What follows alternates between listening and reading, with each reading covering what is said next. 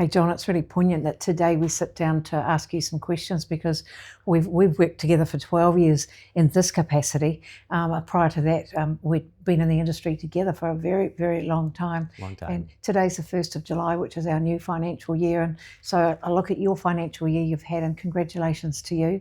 Thank you. Yet again, the consistency that you bring into your business over your entire career as a real estate salesperson, man, you epitomise how one would like to be as a real estate professional.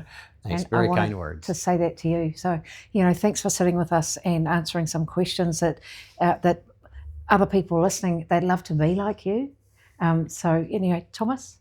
Yeah, and I think it's a great place to start, because looking back on your real estate career as we start a new financial year, what is the sort of hurdles that you faced and the challenges that you faced at the beginning that you would be able to sort of share with us, and how did you overcome those, and what would you do differently now looking back at your 20 plus year career? Yeah, interesting.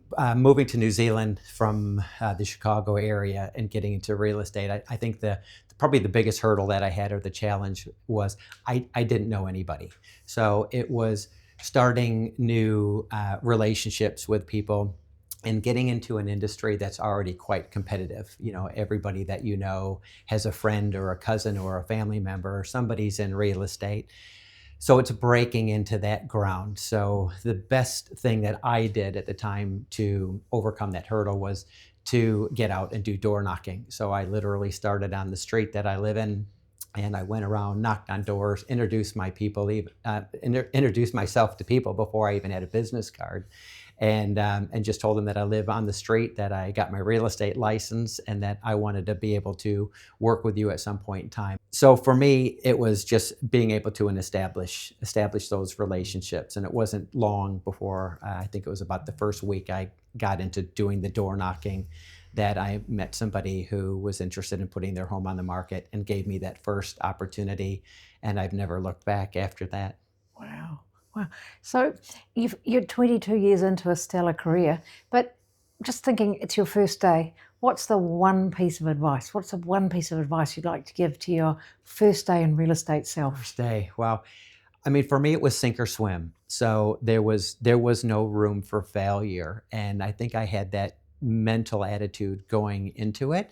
And it's simply persevering. You've got to throw a lot of mud at the wall before it starts to stick, and just not giving up. What you're doing will work, but you just have to be consistent and persistent at it, and the rewards will come. Mm-hmm. And you've seen a lot of people come and go, as you say, being consistent in the real estate market in Remuera and Meadowbank for the last 20 plus years. What would you say the difference is between a good agent and an elite salesperson in this marketplace, from your opinion? I think in a decent market, a good agent will be able to survive, having gone through several cycles of the real estate property market over the last 20 some years.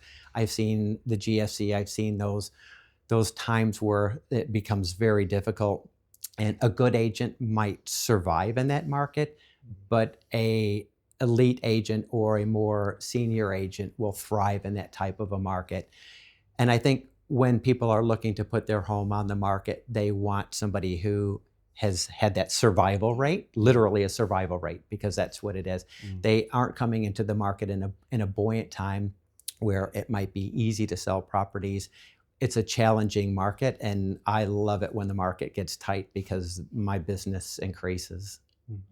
So how has your definition of success evolved since, transitioning, joining, being part of, because you made a very conscious choice when you chose to come and be with us, and I'm thankful every day.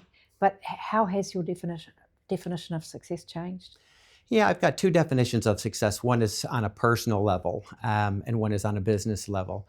On a personal level, I've been married for more than 35 years. We've raised two beautiful children. So looking back on how we got through those challenging years and came out the other end where we are today, that's success in my opinion. And being able to provide both financially and emotionally for my family.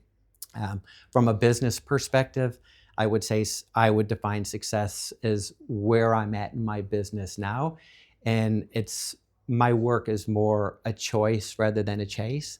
And I have the ability to choose who I want to work with. On the early days of real estate, I would take anything that would come my way. And some of those experiences haven't been a pleasant one.